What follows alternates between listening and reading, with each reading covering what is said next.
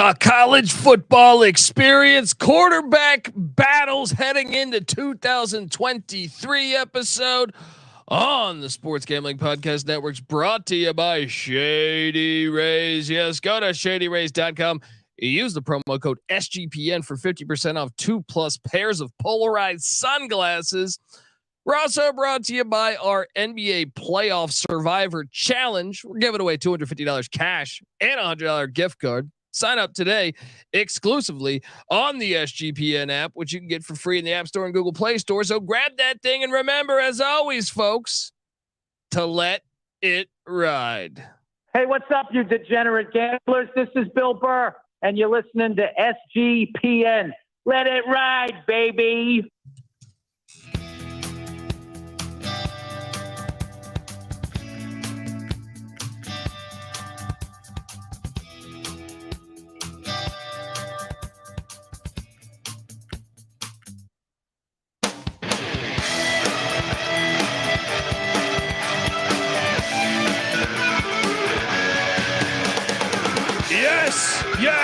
Yes. Woo!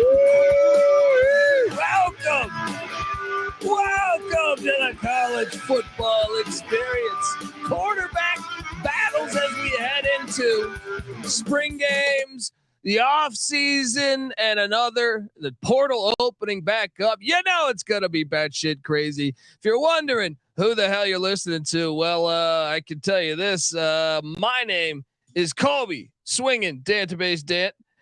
AKA Pick Dundee. That's not a pick. This is a pick. When Dundee happened, he was a superstar. I smoke and I drink and I don't have stress and I'm healthy. I'm probably drinking too much and celebrating too much and not sleeping. Would have killed a normal man, but no, that's gone. The medical advice I got from that was like being hit by lightning. Pretend it never happened and get on with your life. I moved everything around on the soundboard again. It's all crazy. Hope you're rocking. Hope you're watching on YouTube. YouTube.com/The College Experience. Subscribe. Tell a friend. I love the off season because there is no off season. You're still talking football left and right. The chat's moving along. Shout out to Jerko. Wants to know about his West Virginia Mountaineers quarterback situation. David in the chat saying, are you talking some UConn football? He's a UConn Huskies fan. You goddamn right we are. All right, because we got a little QB battle going on in stores. Don't we? I'm excited. College football. Greatest fucking sport. Let's go. All right. Well, we're going to cover most of these battles. Obviously, there's some that, I don't know. There's some where you're just like, I don't think this guy's going to be battling much. I know they have other quarterbacks on the roster, but come on. We know certain quarterbacks are going to start at certain places. So this is an episode, though, where we kind of look at the quarterback battles going on where we probably don't know the starter. And also, I think it's something to note that a lot of big time schools, more so than normal. I feel like it's been a while since we had this many question marks at some big time schools. Well, just in general throughout college football, we've had so much. Maybe it's the COVID eligibility, or the fact that you could be in college. What Stetson Bennett's like 4 years old. That's one where I feel like the college game's gotten older. So like the players are staying there longer. At least it seems that way. Maybe it's NIL also bringing back some players. I don't know if it's necessarily the quarterback position, but yeah. Anyway, it's easy to see a tide turn. Let's hop into it. But like, we're going to go into each one. But like, when was the last time we could say this many major schools? So, and I know that we love the mid majors too. We'll talk some mid major stuff too. I love the fucking mid majors. I love the FCS. I love D2. I love D3. I love NAI. We love college football all the way here. All right. But I find it compelling that you have all these question marks with major schools. Alabama, Nick Saban. Obviously, I think he really likes this team more than probably last year's team, despite losing Bryce Young, from what I understand. But I don't know how you could say that because Bryce Young's like a fucking incredible college football quarterback. But Jalen Milroe, Ty Simpson, it's up in the air. Alabama's one school. Georgia's battling. Ohio State's battling. Some big time programs. Texas, obviously, that drama there. Everyone knows that quarterback situation. I think even A&M might be open. There's just so many. Oklahoma State, who's been a very good program over the years. You have some big time programs going through somewhat of a identity, trying to find out who their next guy is. And I think it makes for a fantastic football season that we have, moving forward. And it just has me super excited because you knew before, I think there's more room for error. Essentially, Stetson Bennett played incredible last season, and even a lot of the season before. And you wonder, is that next Georgia quarterback going to be able to play at that level? Bryce Young was absolutely incredible. We saw it when Clemson went from Trevor Lawrence to DJU. Now some of that was coordinators leaving as well, but obviously sometimes you just don't have that same level of talent. You might have a talented guy, but not that same level. Will that happen in Alabama? Will that happen at Georgia? Even though I know Stetson was a walk-on, but he was 30 fucking years old. Ohio State had CJ Stroud. You know what I mean? So that one's open. Will they be as good? Other schools, even LSU, Florida, who knows what's going on all across the landscape of college football. And I think it makes for great content for people like us who talk college football year round. So shout out to the chat. Hop in the chat. Durko, I know David posing questions and we'll get to those, but if you got any questions, I'll try to answer those things. Fire away. But to me, the most interesting, let's just go conference by conference. And we'll start, really with the Power Five. I'll start where I think everyone kind of is questioning the quarterback play right now in the SEC. Not like last season, but like coming into the season, there's a lot of fucking question marks. Oh, you lost Hendon Hooker, who was potentially a Heisman Trophy candidate. Had he not gotten a torn ACL. Oh, you lost AR-15, who, although he wasn't thriving in the Florida Gators system necessarily, but obviously a big time talent, as I'm sure, NFL GMs will tell you that. Then you have Bryce Young gone. You have just a slew. What's happening at Ole Miss? You got Mississippi State kind of getting rid of the air raid, so to speak. A&M has been recruiting, but man, the transfers have been flying. Calzada's gone. Haynes King's gone. It just seems like they can't find a guy. The Florida Gators, as I alluded to, Auburn, what are they doing? A lot of fucking question marks in the SEC at the quarterback position. Missouri, what are they doing? I think the one things we know are like Spencer Rattler, South Carolina, I think definitely starter. Devin Leary, Kentucky, definitely starter. After that, I think it gets. Who am I forgetting? Maybe KJ Jefferson at Arkansas, definitely a starter, I would imagine. But after that, it's kind of a guessing game. Let's hop into it. WVU Punch Drunk says, "Let's talk football, boys. I'm tired of baseball already. Let's go." Although you're Mountaineers, buddy, not bad on the college baseball circuit. Make sure you check out the College Baseball Experience podcast too. And then My Joe's Box says, "Who's replacing Max Duggan?" I think it's going to be Chandler Morris, who started the season last year. Believe it or not, people forget that Duggan came off the bench against the Colorado Buffaloes when Chandler Morris got injured in the second half of that game.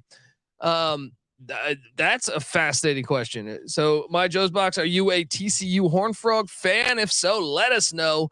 Shout out to the TCU Horned Frogs and their great season a year ago. Look, I want to dive into it more, and I want to dive into all this good stuff. But before I do that, I want to tell you that the college football experience is brought to you by good old Shady Rays. Yes, kick off the new year with new gear that's really built to last. Our friends at Shady Rays have you covered from the sun to the slopes with premium polarized sunglasses, customizable snow goggles, and much, much more. Shady Rays is an independent sunglass company that offers a world-class product that's just as good as any expensive pair you've ever worn. Trust me. All right. They got durable frames, extremely clear optics for those outdoor adventures. And that's not all. This Shady Rays offers the most insane protection, I will say, in all of eyewear. Every pair of sunglasses is backed by lost or broken replacements. Yes. Let's say you're hitting the spring game. Let's say you're one of those Colorado Buffalo fans who sold out their spring game, right? Deion Sanders, Travis Hunter, the excitement is through the fucking roof in Boulder. There was like 1,500 people at the spring game a year ago. This year it's sold out. I don't know what that number is. 50,000, something like that, right? Yeah, let's say you're going to that. You had a few, I've been to Boulder, Colorado. You're not going to be sober much as a fan or a student at Colorado. So let's say try an edible, do a Jaeger bomb, something like that. Next thing you know, you're at the spring game. Deion's running around with Ralphie. It's fucking great. But I don't know. You start talking to some girl. Next thing you know, some guy punches you in the face, and you're wearing your sunglasses, right? And your sunglasses break. Normally you panic saying, "Hey, asshole, that was $200." You laugh it off because Shady Rays has your back, and you can go there.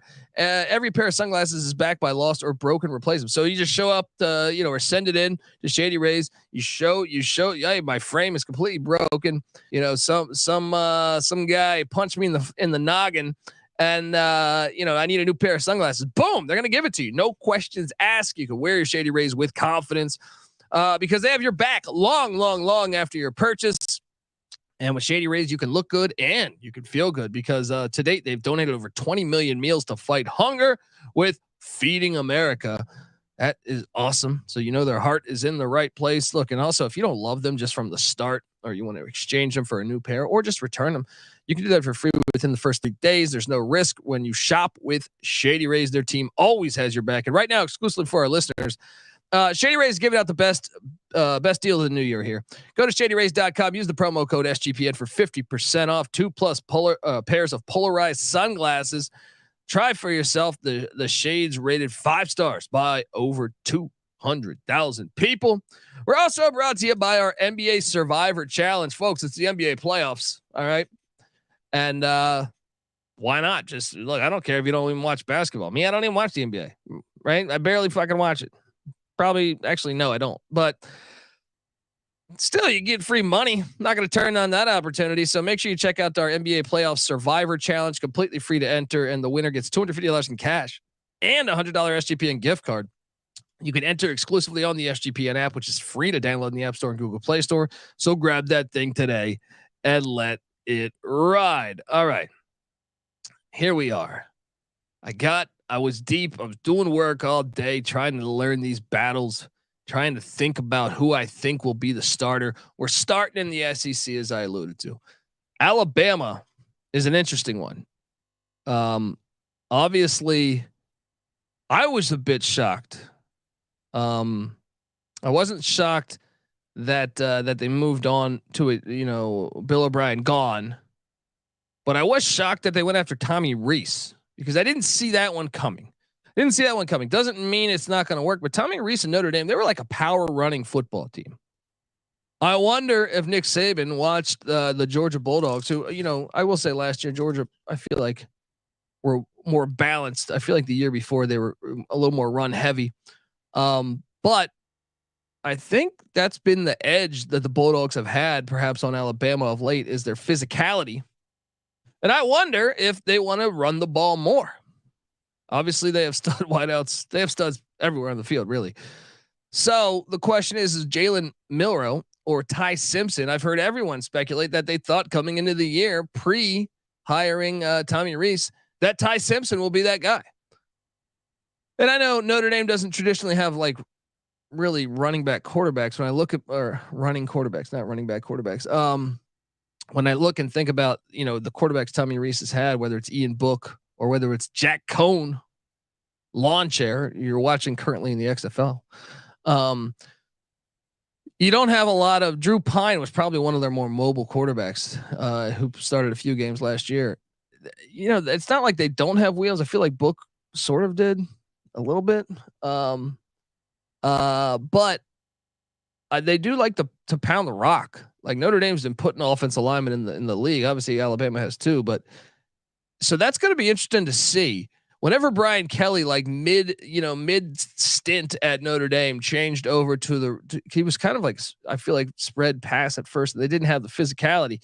Then, I think they made some adjustments, became a real physical running team.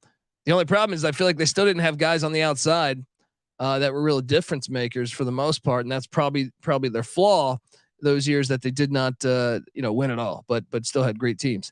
That's why I think Milroe, I wouldn't write off Milroe. It wouldn't surprise me. You saw what Milroe came in the Arkansas game and what started the following game this past season. I think this matchup this battle is going to be very interesting down the stretch.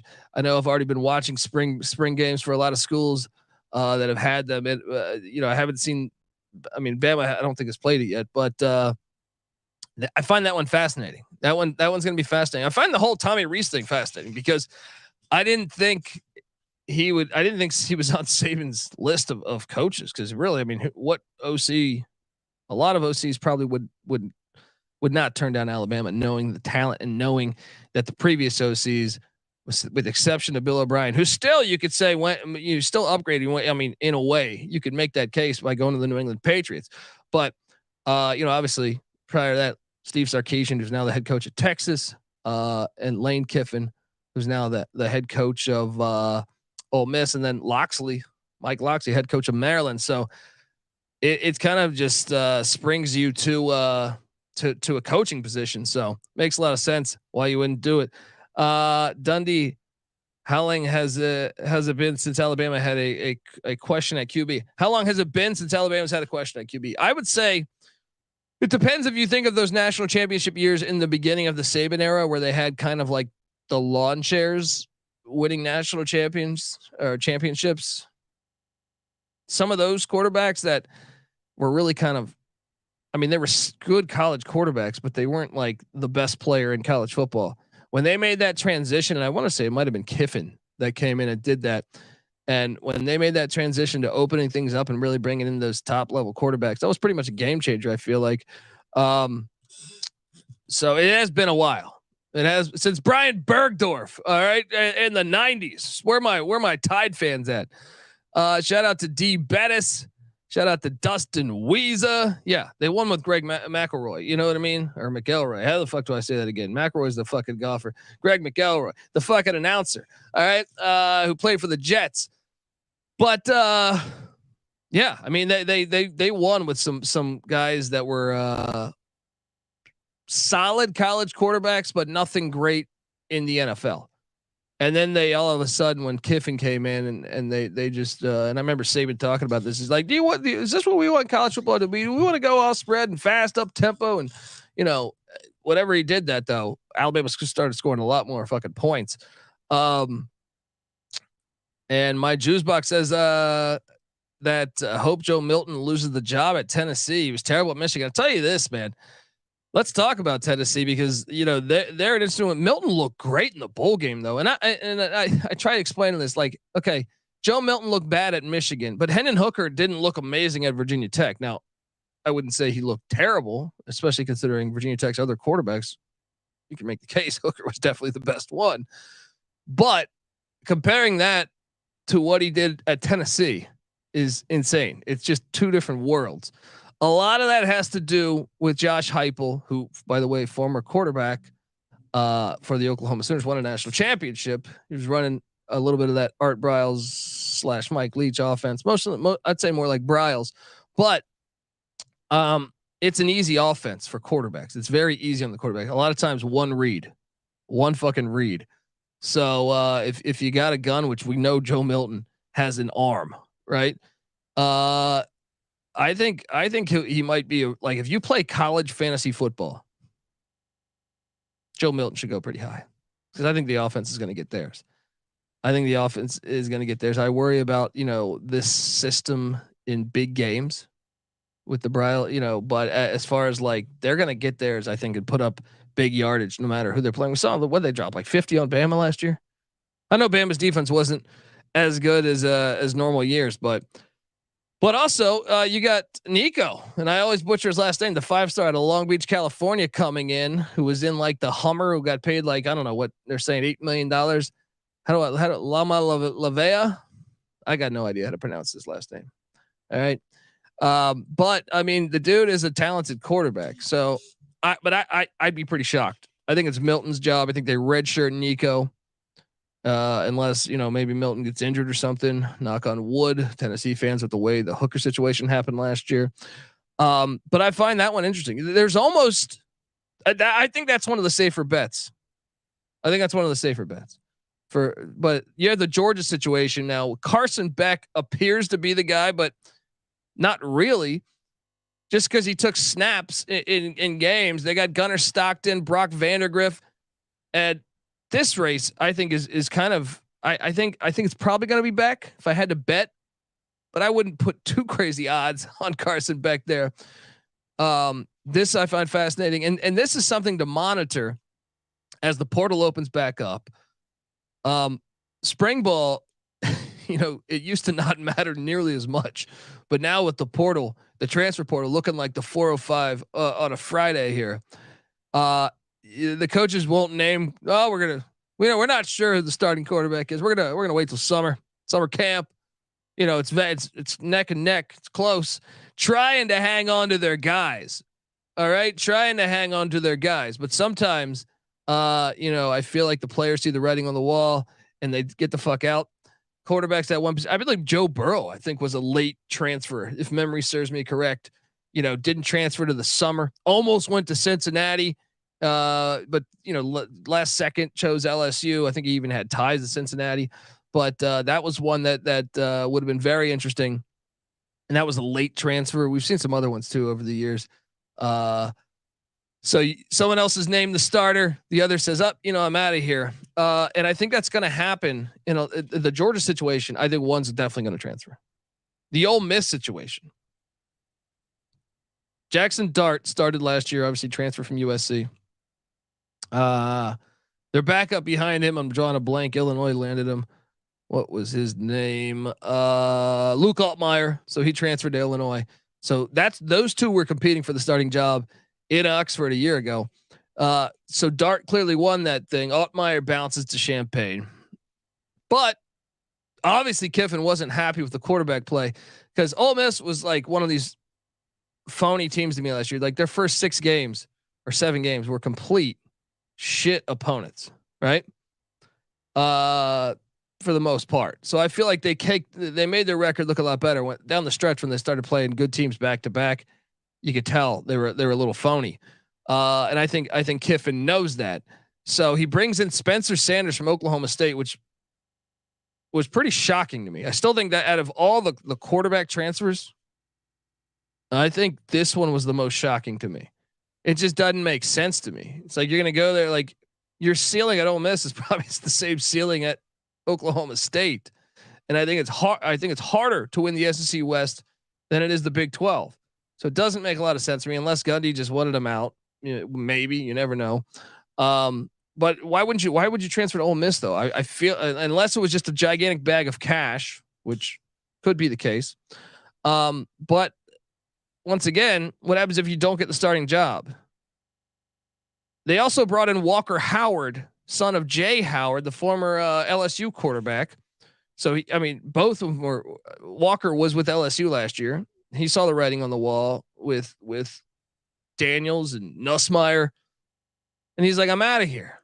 So one of those 3 is going to get the starting job in Oxford, Mississippi. Spencer Sanders has started like 80 fucking games, probably more college football games, I would lean to him. But once again, Dart has the advantage of being in the offense a year.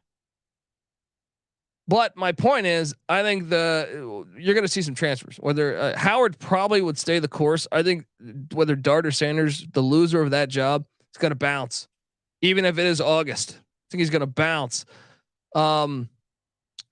But there's so many question marks right now in the SEC specifically. You bounce over to we just talked LSU. Jayden Daniels, Grant Nussmeier, son of Doug Nussmeier, former NFL quarterback. That one's very interesting to me, and I think Brian Kelly's got to be super safe with this, because I do believe, once again, like Nussmeier, I actually think if I'm Brian Kelly, I think you're saying Nussmeier's got to be the number 2, even if he ends up being the number 1, because Daniels can bounce. I think he's a grad transfer at this point. He can leave. Nussmeier, I think, is invested in being the LSU quarterback of the future. So let's say, I mean, this sounds terrible, but if you're trying to have 2 solid options at quarterback, which Brian Kelly notoriously known for, I think you got to say Daniels is our guy, right? And see how it works. And then if Nussmeier, week 2, you can say, hey, you switch over to Nussmeier, because that way you have your depth for the season. But if I mean, I know that's kind of fucked up to the player too, but if it was me, I'd be honest, just say, hey, this is what it is. Who's the better quarterback? But come on, Brian Kelly, didn't you let that fucking guy fall down off the scissor lift? CJ Sullivan, my buddy, always talking about. It's like, you get up there, it's like a fucking windy ass day in South Bend. It's like, well, maybe I shouldn't go up there. Like, no, you get your ass up there, and then he ends up falling down. Yeah, I find that one. I actually don't know who's going to win the LSU one, because at times Daniels looked really good, at times he looked really bad. Nussmeier, I think, is going to be a very good quarterback. So you have those going on. I mean, almost every team in the SEC West. I mean, I think Will Rogers is going to be the guy at Mississippi State. Once again, they're kind of overhauling the air raid offense to a certain extent, which is weird because Rogers played in the air raid in high school, right? So you got questions at Alabama, you got questions at Ole Miss, you got questions at Mississippi State, you got questions at Texas A&M. Let's talk about that. They bring in Road Rash face Bobby Petrino. Bobby Petrino is a very good offensive coach in my mind, but he's traditionally, from my recollection, traditionally had kind of super athletic quarterbacks. Obviously, you remember Lamar Jackson, Jason Shelley last year, the Utah transfer at Missouri State. But if you go back further than that, I want to say, well, I guess at Western Kentucky, I think he had a couple just more statue quarterbacks. But I feel like some of those other spots he's been at, they've had was it Malik Cunningham or Juwan Pass? Juwan Pass, I think he started for a year at Louisville as well. So they've had some guys that normally would be mobile quarterbacks. You look and you see A&M. Connor Wegman was a big recruit. We saw him live in College Station last year, and he looked good, but he's certainly not a mobile quarterback, really. You got Max Johnson, the son of Brad Johnson, who was the LSU transfer. Obviously, probably his ties with Jimbo at Florida State. But Max Johnson, with all due respect, might be a solid quarterback, but kind of a lawn chair. Now they got Marcel Reed, who I think is a freshman that's coming in, dual threat guy. Maybe they go to him, but you got to think it's going to be Wegman, which it's weird. It doesn't really fit Bobby Petrino's system. Now I'm sure Bobby Petrino will still find ways to get guys open, but I think that is fascinating. And I think it the whole SEC, especially the SEC West, is just kind of a shit show when it comes to the quarterback right now. Let's look at so KJ Jefferson at Arkansas. Whew. They lose Kendall Briles though. Arkansas lost Kendall Briles. They lost their DC Barry Odom and a bunch of other coordinators, or I'm sorry, coordinators, or position coaches. So you have, even that is a little bit of a question mark, but you got to at least like the fact you got Kendall Briles. I'm sorry, you got KJ Jefferson, not Kendall Briles. She's at TCU now. You got to like that and say, hey, we have definitely probably the most experience that or Jayden Daniels out of in these systems. I would imagine those would probably be two. Will Rogers, you can make the case, but once again, he's kind of abandoning a lot of the air raid there. But then you have Auburn. Auburn brings in Hugh Strip Club Freeze, and look, he is like Bobby Petrino to me. Like he finds ways to move that fucking ball. But you go back and look at the quarterbacks he had, which have been good. Even last year, you thought it was going to be Charlie Brewer. No, he went with the more mobile option. Obviously, Malik Willis, the Auburn transfer at Liberty, mobile option. You go back to his Ole Miss. I think Jordan Tamu played for him, right? Jordan Tamu was one of the guys that I think played for him. But traditionally, I feel like he's had a lot of mobile quarterback play. I'm probably drawing a blank on another one. But then you look at the three they got. Robbie Ashford, who played a lot last season. TJ Finley, who was the LSU transfer. All these LSU transfers scattered through here. And then Holden Griner, right? I would assume it's going to be Ashford. But I think this thing is open, and I don't even know how good any of them are. But I can tell you this: Freeze normally makes players better. I do believe that he'll improve each quarterback here. The SEC West, absolutely fucking fascinating. SEC East, you got a little more stability because you got, but even Devin Leary, brand new to Kentucky. We know he's going to start. We know Spencer Rattler's going to start. I think we know AJ Swan's probably going to start. He was a freshman last year at Vanderbilt. Actually looked pretty good. I think those guys are all going to start. After that, I think Milton's probably going to start. I think Milton, actually, you could say, is going to start. After that, you got, okay, obviously the Georgia situation, Beck, Stockton, Vandergriff. Kind of think it's going to be Beck. Wouldn't be shocked, though, if it was Stockton. Or Vandergriff, I guess.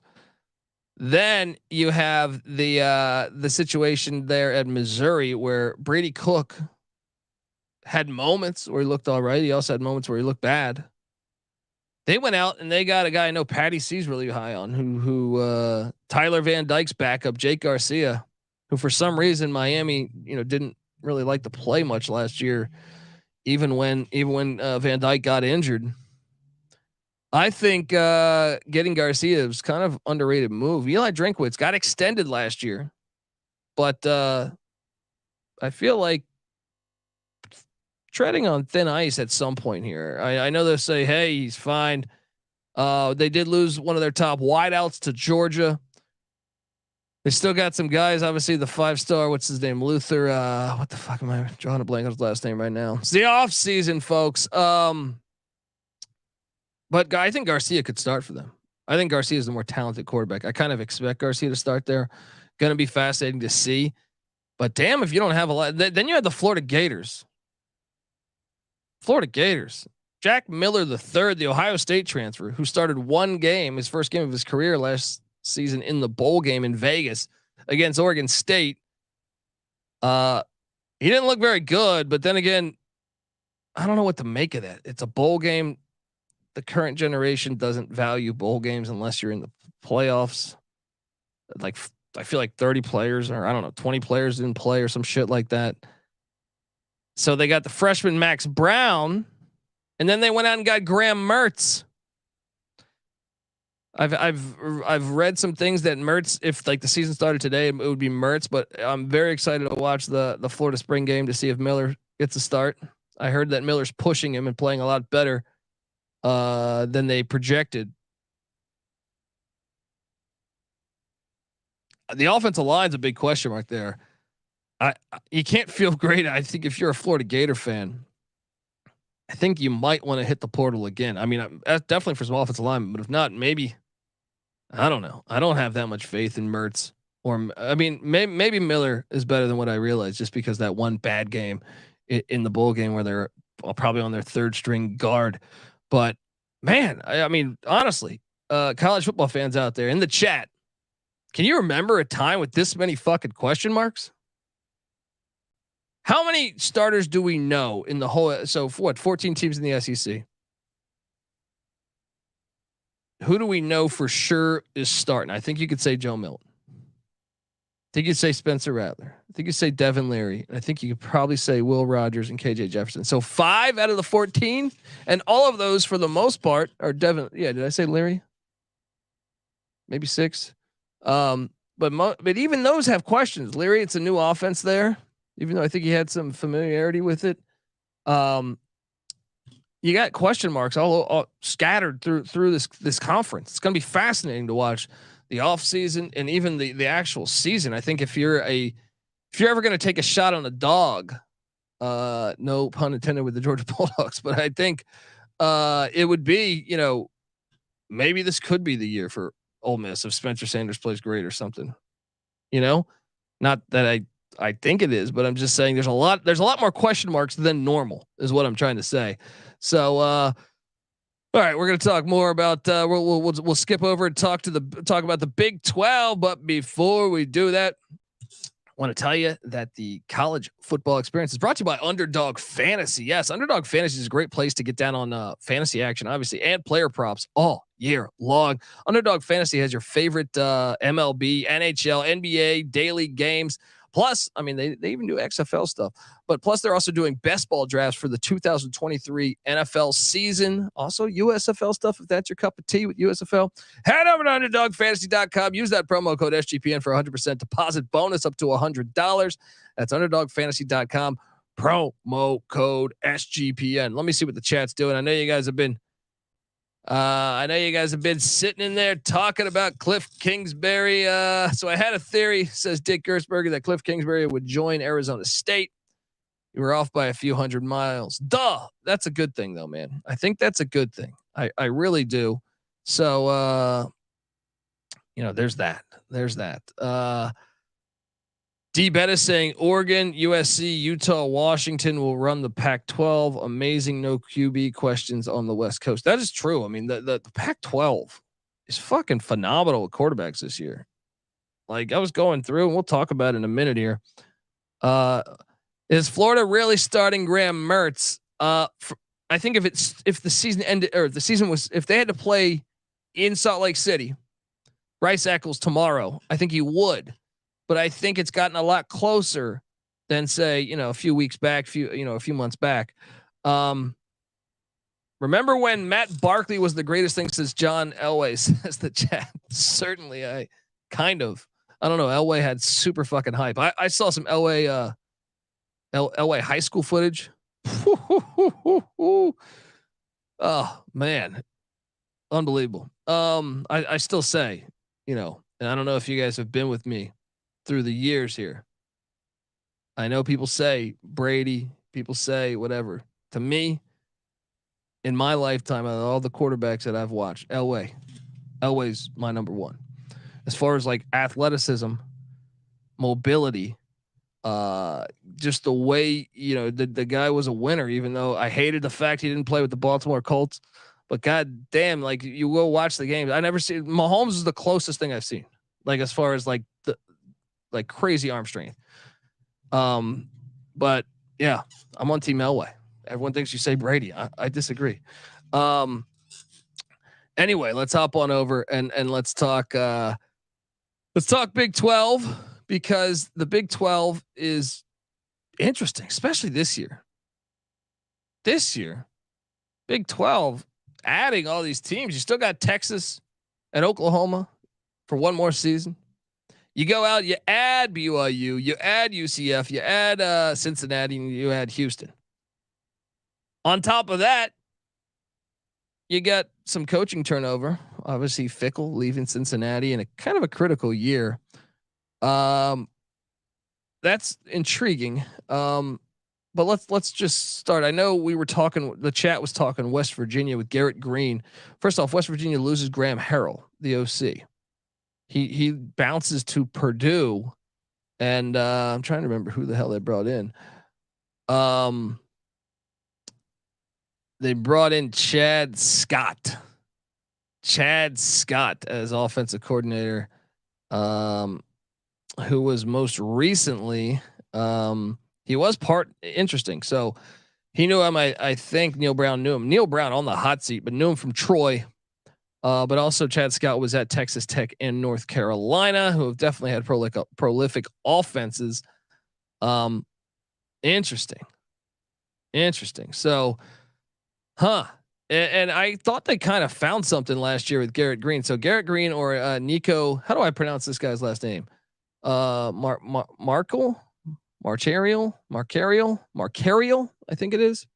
Maybe.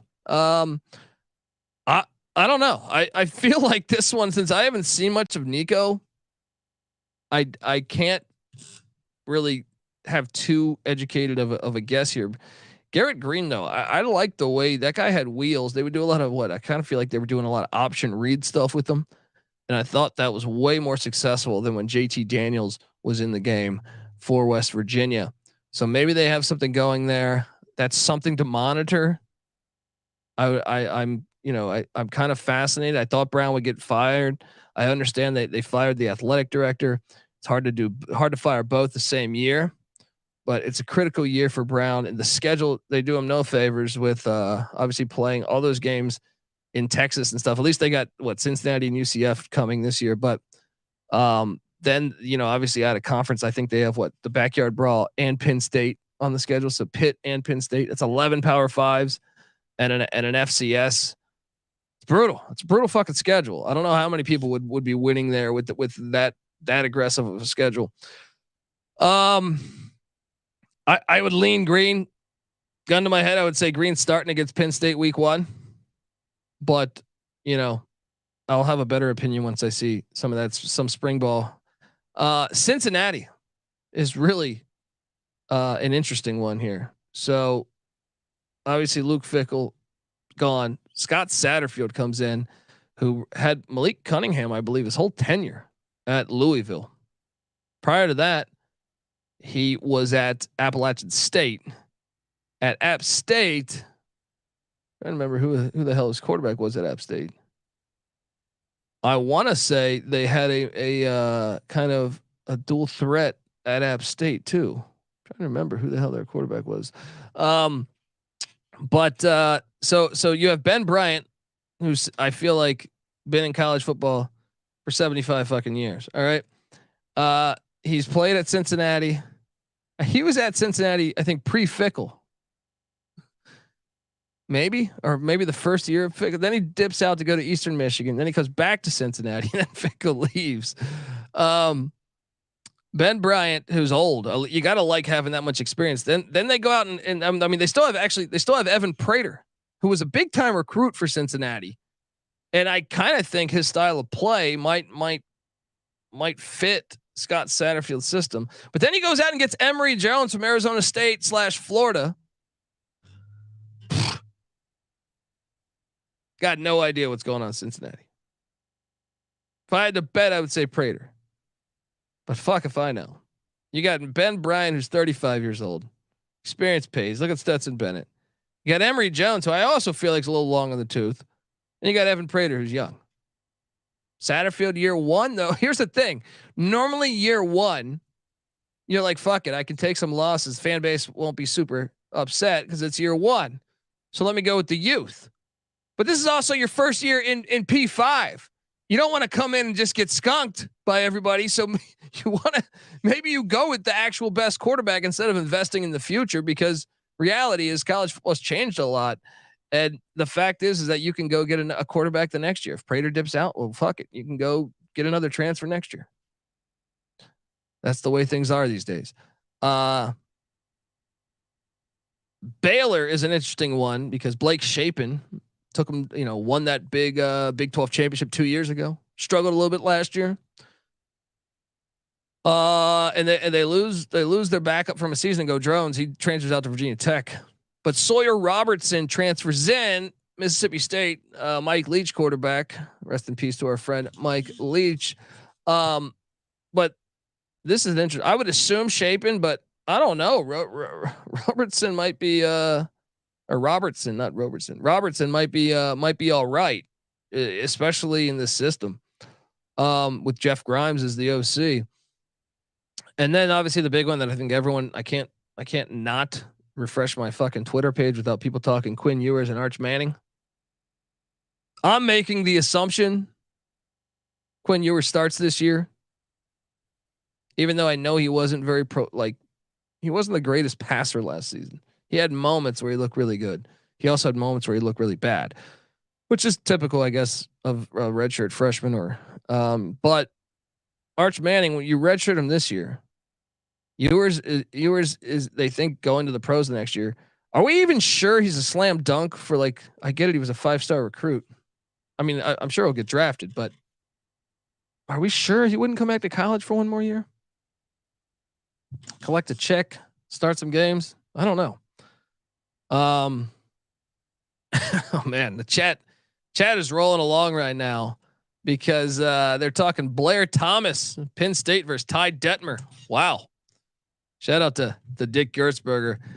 Blast from the past. D. Bettis says Emory Jones has been in college longer than Van Wilder. Certainly true. I actually think Bryant's been in college longer than him.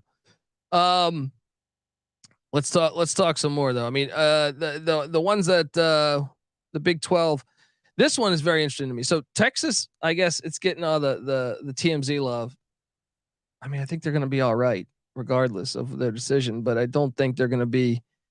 Texas is an interesting team because you look you can build two cases. Let's pull up the Texas football schedule, even though I know we're supposed to be talking transfers here, but they're an interesting team because of they lost a lot of close games last year. They should have beat Alabama. Look, and people know I hate Texas, but that's more so because of the things they've done to the realignment side of things. But over the past 15, 20 years, something like that. But you look at a season ago, and this team really, if they get a little bit better at passing the ball, so they should have beat Alabama. Absolutely terrible call. Bryce Young, it's a safety in the fucking end zone. I don't care what anyone tells me. Look at the photo. I tweeted that shit out all year. His leg is down in the end zone. It's a safety. Game should have been a win for Texas, in my opinion. Ewers looked good. He got injured. Hudson Card came in. He's now at Purdue, by the way. Then they lose. So they lose one game by 1 point. Then they lose to Texas Tech in overtime by 3. They lose in Stillwater by 7, and they lose to TCU by 7, and then by 7 again to Washington. So all of their 5 losses by 1 score or less. Now, some of that is bullshit. The TCU game was like 17-3. They scored a defensive touchdown with like a minute left or something. But some of that was bullshit. But then also, I mean, they kind of also had some. There was a couple wins where they hung on. I think the K-State one, they got up early, and then the second half they looked terrible, and they hung on for dear life. And then I thought they should have lost to Iowa State. So this can break either way, but they're going to be fascinating to watch, I think, this year, despite your whatever my feelings are on them always changing their fucking mind and demanding more money and then leaving the Big 12 and then leaving the SWAC. Everywhere. But yeah, they're fat. So you got that in the Big 12 going on. Then you have Texas Tech. Donovan Smith transfers out of Texas Tech to Houston, where he's in his own quarterback battle, and Houston is now entering the Big 12. Texas Tech, though, had Tyler Shuck, who at times looked all right. He was at Oregon a few years back. And then Baron Morton, who played pretty good last year. And Texas Tech, pretty under the radar, great season year 1 for Joey McGuire. Remember, I loved that hire, and it worked out. I was on the over a season ago. I think a lot of people thinking that this could be a sleeper team this year. Who knows in the Big 12? But I'm concerned though, because both these guys have had their problems with the injuries. Will one transfer out? And if that happens, with Donovan Smith already leaving, I know Texas Tech just grows quarterbacks on fucking trees there ever since Leach.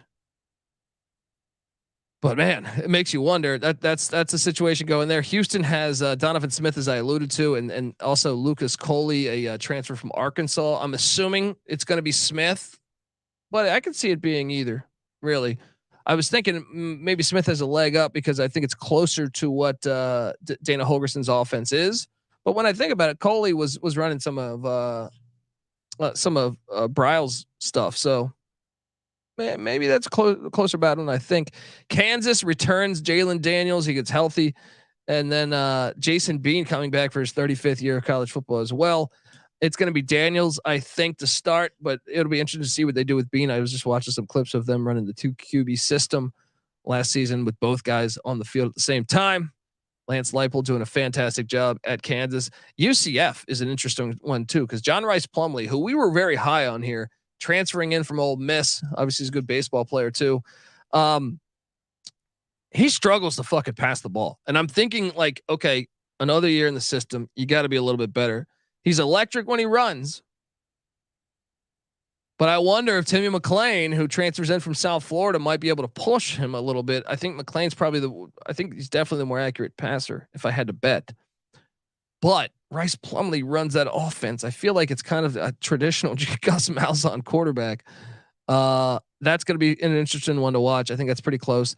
BYU, I think it's Keaton Slovis who transfers in from Pitt/USC. Jake Retzloff Jr. Maybe Preston Slovis always gets injured. Maybe it's him, but Cade Finnegan, who we saw a year ago play some games with Hall injured. He just the spring game he was playing a running back. So transition there. Oklahoma, I think it's Dylan Gabriel. I know they got Micah Bowens from Penn State, but I think it's all Gabriel. Gabriel gets blasted because he does that bullshit offense though. The thing that I hate, the Lebby offense where you're a quarterback and you run and you abruptly slide after like a 7-yard gain every time or a 3-yard gain. And, eventually they get all these 15-yard penalties, but your quarterback also gets blasted. I think that shit should be illegal. The abrupt slide should be fucking illegal. Sorry, I can't stand watching that offense. When he did that shit at Ole Miss with Matt Corral, it drives me fucking crazy. All right, the abrupt slide should be illegal. They should not throw flags on that shit. Oklahoma State is by far the most fascinating one, I think, in the whole Big 12. You got Spencer Sanders gone. Gunnar Gundy. But I don't think it's probably going to be Gunnar Gundy. They brought in Alan Bowman, who also I feel like has been in college for 20 years. Alan Bowman he started at Texas Tech like 3 years ago, and he's been at Michigan backing up a slew of quarterbacks with Jim Harbaugh. He transfers in. I wouldn't be shocked if Alan Bowman's a starter here, but they also have this redshirt freshman, Garrett Rangel, who I think from what I'm hearing, like they were really impressed by. So I think it's going to be Rangel or Bowman, if I had to guess. Fascinating though, but you kind of have questions at a lot of teams. The only teams that really don't. I feel like Daniels is a safe bet at Kansas. He was phenomenal last year when he played. I feel like Will Howard is a safe bet at K-State. Iowa State situation. What's my quarterback's name again? I feel like Deckers, I believe it is. But I feel like Iowa State is probably okay with Deckers as QB, even though he was learning. He struggled in some big moments. The Texas game, some big turnovers when they were about to score. But I know they also have Rocco Becht, but I think it's going to be Deckers. So I think those ones are pretty much set in stone. And I think Dylan Gabriel at Oklahoma as well. But then you hop on over, you talk Pac-12. So there's a lot of questions in the Big 12. There's a shit ton of questions in the SEC. It's obvious if you go through and just look at all the quarterbacks here. The Pac-12, I can only find really 3 programs where I see a QB battle.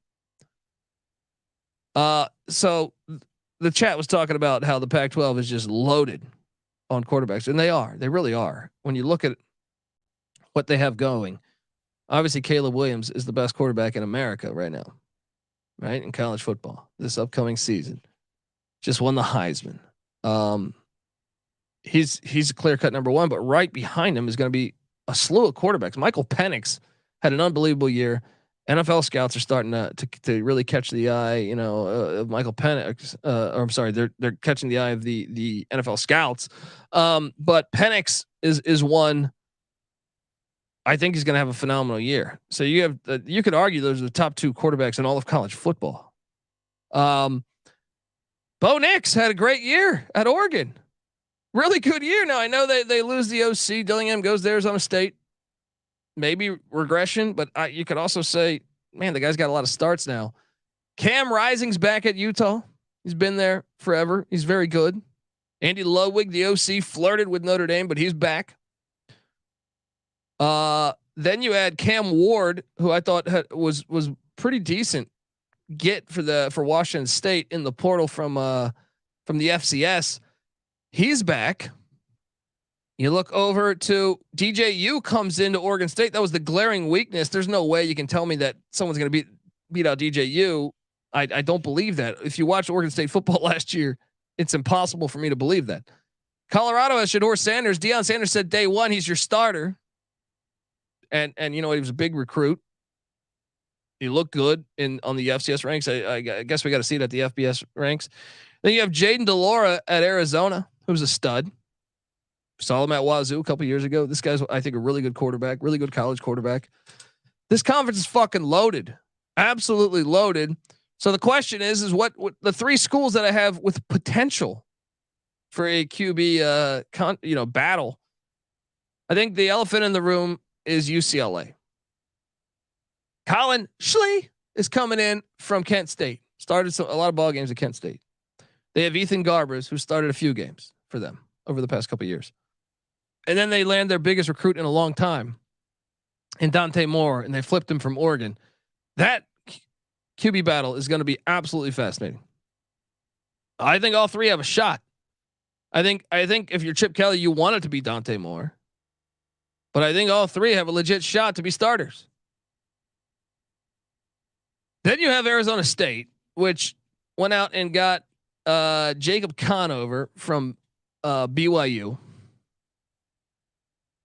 Drew Pine from Notre Dame. Pine was, I guess, somewhat of a decent recruit. Dillingham's had success. You know, people thought Bo Nix was terrible at Auburn. Dillingham made him look pretty good in Eugene. Could he do the same with Drew Pine? And then they went out and, after the NIL disaster in Gainesville, Florida, they got Jaden Rashada, who was a big time recruit that was almost a Miami Hurricane, almost a Florida Gator. And now he's an Arizona State Sun Devil. I believe his dad played for Arizona State. That one is fascinating. That one's absolutely fascinating to me. And there's a couple other quarterbacks that you could mention too. I got no idea. I have no idea. Dillingham starting from, there's a ton of transfers that left that team. Disaster with Herm Edwards a year ago.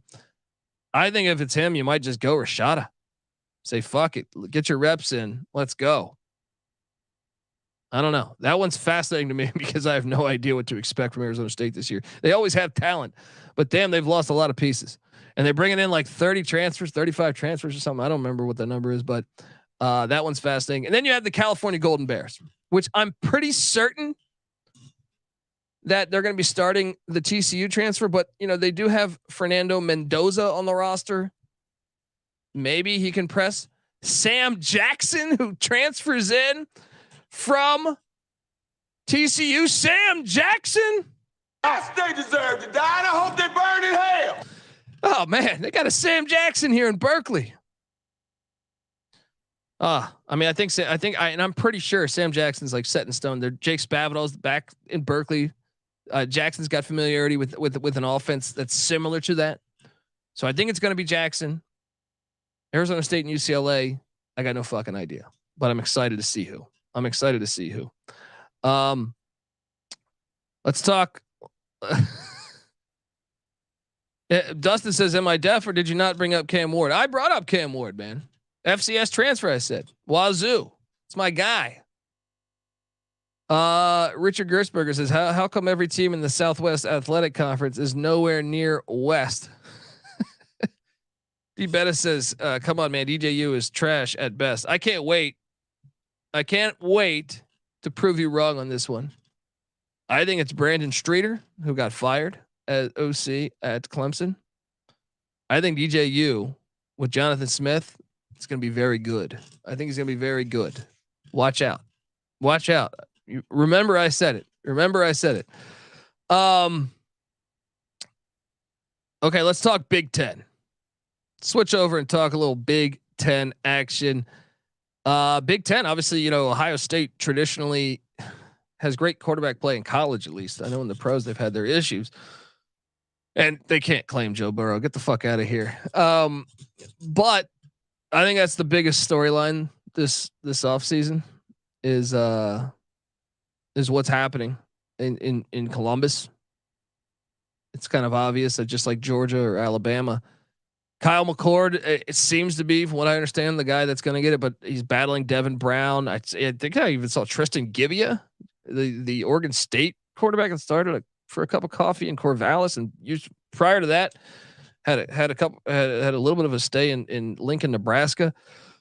I would assume it's McCord. D. Bettis, aren't you an Ohio State fan? You might know better than me. I think it's a close race between McCord and Brown, though. I saw Brian Hartline saying that. But what is he gonna say? You got to say that. So that one's obviously a huge one for the future, of Ohio State football for the next year or two, and obviously the Big Ten race this year, which seems to be everyone's penciling in Michigan. I see some people saying Penn State, Drew Allar, is getting a ton of hype. But Ohio State, obviously they're surrounded by a shit ton of talent. So I'm sure even Gebbia, if he was to start, which I don't think he will, would probably thrive with those skill position players around him. Marvin Harrison Jr., Travion Henderson, et cetera, et cetera, et cetera. I think that one's clearly the most fascinating, but there are some other interesting ones. And I think the most interesting one, other than Ohio State, is Wisconsin. I still can't believe Wisconsin's running the air raid and they hired Phil Longo. I'm still like shocked by that. I don't know if it's going to work. You have the elements. You have the elements in Madison. You play in a conference. Well, I'm sure when the divisions get changed, but man, like Minnesota's defense, Iowa's defense have been really good. Illinois had the top defense, and then I know they lose Ryan Walters, but I don't know that it's going to be fascinating to see if that works. But their quarterback situation, Tanner Mordecai was once an Oklahoma recruit in like the heyday of them getting big time recruits at QB. He transferred to SMU after he lost the job. Who did he lose it to? Rattler? Transfers to SMU, and he was been putting up fantasy numbers at LSU lately. Not LSU, SMU. I can't fucking talk. But Nick Evers, who was also an Oklahoma transfer, is coming in. And also Braden Locke from Mississippi State. I mean, I think it's going to be Mordecai. I'm kind of fascinated with this Wisconsin team. I'm not sure it's going to work. I'm fascinated to see how this works this year and in the coming years. But I think that's the one that catches my eye. I know there's other ones that are interesting, like, Minnesota, Tanner Morgan's 30 years of eligibility or up. And I think it's how do I pronounce his name again? Kalika Manis. I don't remember how to pronounce his name. And Cole Kramer battling it out. I also think they have another third guy, Newth, Jacob Newth, I think his name is, battling out for Minnesota's job. Northwestern. I mean, I know we don't want to talk too much about it, but Brendan Sullivan's back. Ryan Helinski's back. They even got Jack Losh. All three competing for number one. Oh man. It's tough for those academic schools in the portal. They can't get guys in there. Oh man, Pat. At times when Helinski was at South Carolina as a freshman, there was a couple games where I was like, hey, this kid's got something. Damn, has he looked bad since, man? Sullivan didn't look great either last year. I don't know what's going on there. Rutgers, Evan Simon, and Gavin Wimsatt, I think, are still there doing battle. Indiana's an interesting one. Indiana, big year for Tom Allen. I kind of think he's going to be fired after this year, but it's a big year to prove me wrong. Brendan Sorsby and Taven Jackson, I think, are battling right now. I don't know much about either, as far as watching a lot of game tape on them. Illinois, we talked about. They brought in Luke Altmaier. They also brought in John Paddock, who started at Ball State last year. I'm kind of interested there. I'm assuming it's Altmaier, but they actually have some pretty good depth now at quarterback. We'll see if they can pass the ball a little bit better than they've been doing, thus far in the Bielema era. But I think Bielema is committed to running the ball there. So we shall see. I'd say those are the biggest ones. Minnesota is probably, if I had to go third, 1 would be Ohio State, 2 Wisconsin, 3 would be either Minnesota or Indiana, I guess. There's talk also, I guess, Michigan State. Like Peyton Thorne, Caden Hauser, and Noah Kim battling. I'm assuming it's going to be Peyton Thorne because he's got so many starts. Big year for Mel Tucker, even though I don't think he can be on the hot seat with that ridiculous contract.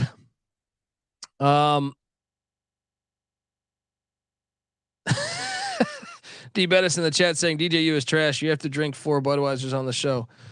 Yeah, bet. Bring it on. Bring it on. Let's go. Think you're going to be shocked, buddy. Think you're going to be shocked. Let's talk ACC. Then I'll hit on a couple of group of 5 teams before I get out of here. ACC, this is probably the second best quarterback conference. Like as far as like what we know coming into 2023. Obviously some guys might be more talented at Alabama and Georgia and other schools that Ohio State than what, but this is like for us knowing what we have. Pac-12 would be number 1 to me, and number 2 would be the ACC as far as knowing who's starting. Tyler Van Dyke starting at Miami. Phil Jerkovic is starting at Pitt. Brennan Armstrong, I can imagine starting at NC State. Why would you transfer in, right? He's reconnecting with Robert and and their offense is probably going to be fine.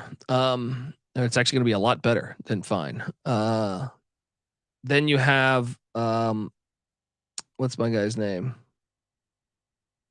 Man, I'm drawing a blank on his name right now. The Florida State quarterback. Florida State quarterback who's a beast when he's healthy. I'm drawing a blank right now, but he is one that I think Jordan Travis. Yeah, Jordan Travis. He's a stud, and if he stays healthy, Florida State will be fine. Clemson, obviously, with DJU leaving, they got Cade Klubnik, and they got the Riley brother now at OC. I think they're going to be. We know who the starters are at almost every fucking team in this conference. Drake May at UNC. Who am I forgetting? Boston College. That's one that we don't know. Boston College. It's interesting because Emmett Moorhead started a couple games last year when Jerkovic was injured the past 2 years. So maybe it's Moorhead. I know they've got this kid, Peter Delaportas. Great name. And then they have, I think, a freshman coming in, Jacoby Robinson. That could be interesting to see that battle up in Chestnut Hill. Maybe Boston College can be better than what I think they would be coming into the season. And then Virginia, obviously they lose Brennan Armstrong. They didn't like when NC State lost Devin Leary. I actually think NC State upgraded by getting Brennan Armstrong packaged with Robert and Virginia, I don't know. They got Jay Woolfolk, I think, that's still there. And then they brought in Monmouth starting quarterback Tony Muskett, who I'm familiar with. If you watch FCS, he's not bad in the FCS. I think it's probably going to be Muskett if I had to guess. But that will be interesting to watch. That one in Charlottesville. I don't think Virginia's going to be very good this year, so I guess it won't be too interesting. Virginia Tech, Grant Wells struggled last year 1 in Blacksburg, transferred from Marshall. He struggled last year, but he's young. Can you be patient with him? I don't know that you really can with the way Virginia Tech played last year. Kyron Drones transfers in from Baylor. I think he was a 4-star if memory serves me correct. And Waco, that is interesting. I think Drones would probably win that. Wake Forest, you lose Sam Hartman. You lose Sam Hartman to Notre Dame, obviously. So, but we saw Sam Hartman with an injury last year for the first month of the season, and it was Mitch Griffiths from Virginia, from Northern Virginia High School. He, I think, is going to play college fantasy football, guys. Dave Clawson's offense is going to work. They got receivers. Get Mitch Griffiths. I think he's gonna have a really good year in the ACC. They also have Michael Kern backing him up, if memory serves me correct. I expect Griffiths to win that, but if not, they'll be fine at quarterback. I feel like Dave Clawson is always fine at quarterback. Georgia Tech is the other one. Brent Key, year 1. Well, sort of. He started he coached 7, 8 games last year. I got no idea what the fuck's happening in Atlanta. You got Zach Gibson, the Akron transfer, who started some games at Georgia Tech last year. You also have Zach Piron, right? These guys started last year, but man, they were not super impressive. And then you bring in Haynes King, who at one point Jimbo Fisher said was going to be the man in College Station. I'm assuming Haynes King just by default, but I got no idea with Georgia Tech. That one, I guess, will be interesting to watch. Once again, I kind of like the Brent Key hire. He's been with the program. I'm rooting for him. I like it in that aspect. I don't know that it will be a great hire, but I'm rooting for Brent Key. But that's all really with the ACC. Who am I forgetting to? I said everyone, right? Louisville brought in Jack Plummer. I think he's actually going to be awesome this year. And he's reunited with Jeff Brom. That offense will fly. As far as group of 5 go, I know I got to get out of here. And I know we were talking about this in the chat to start the show. It's not that often that you get hit with the UConn talk, but Jim Mora took UConn to a bowl game last year. And I thought he did an unbelievable job considering Taquan Roberson, the Penn State transfer, former 4-star, came in and so coming in, he transfers into to UConn. And you're thinking, all right, well, game 1, he tears up his knee in Logan, Utah against Utah State in like the second quarter or maybe late first quarter. So then they were forced to go with freshman Zion Turner and Cale Millen, I think his name was. Those guys are all back, and obviously Roberson getting healthy. It's interesting. Zion Turner got a lot better as the season progressed. I feel like he's still freshman, a little bit of a project. I'm assuming it's Roberson. If he's 100% healthy. Love the UConn talk. A couple other ones that catch my eye. Trent Dilfer's at UAB. I'm kind of fascinated by the hire. That one made no fucking sense to me. Out of the blue was that hire. So I'm fascinated on watching Blazer football this year. They got Jacob Zeno, who was a Baylor transfer 2 years ago. Now their starter from a year ago, Dylan Hopkins, went to New Mexico following their head coach, Bryant Vincent, who's now the OC at New Mexico. So Dilfer hit the portal, brought in Landry Liddy from La Tech and Trace Campbell from Ole Miss. I'm fascinated by who's starting here. I think it might be Liddy, but Zeno's, I think, more experienced than all those guys. I'm very fascinated by what's going on there. What were some other ones that caught my eye? Was obviously Tom Herman, year 1, Florida Atlantic. He brings in Daniel Richardson from Central Michigan. He also has Michael Johnson, the former Penn State transfer. And he brings in a community college transfer in Tyreek Starks. That will be interesting to watch what the Owls do. I mean, there's a few. We'll talk more. Obviously, Jeff Tedford, quarterback guru, getting Mikey Keene from UCF, I think is big. He also returns, Logan Fife and Jalen Henderson. That's an interesting one to me. But we're going to talk more. Group of 5. I want to highlight more, and I don't have enough time, folks. But we'll talk more about them. Because we're here every single day, 5 days a week, talking college football on the College Football Experience. Subscribe, tell a friend, folks. We appreciate you tuning in and checking out this episode. I'm fascinated by these quarterback battles. I'm going to be watching a lot of spring ball, and really, I'll say this, short of, I can't recall a time where if you looked at the traditional top 25 schools, right? I feel like a lot of these teams have huge questions at quarterback throughout the whole fucking sport. So normally when that happens, that means your better teams aren't as good as they have been, and that lends to more upsets, crazier conference winners, stuff like that. It'll be fascinating to watch. We're gonna be here breaking it down for you, folks. Subscribe to the College Football Experience. Give me a follow on Twitter at the Colby D. The College Football Experience is on Twitter at TCE on SGPN. And look, folks, YouTube.com/the College Experience. Watch it. All right. I also host the College Basketball Experience. We still are dropping episodes over there. I also host the college baseball experience. We'll have an episode, I believe, Thursday night coming out.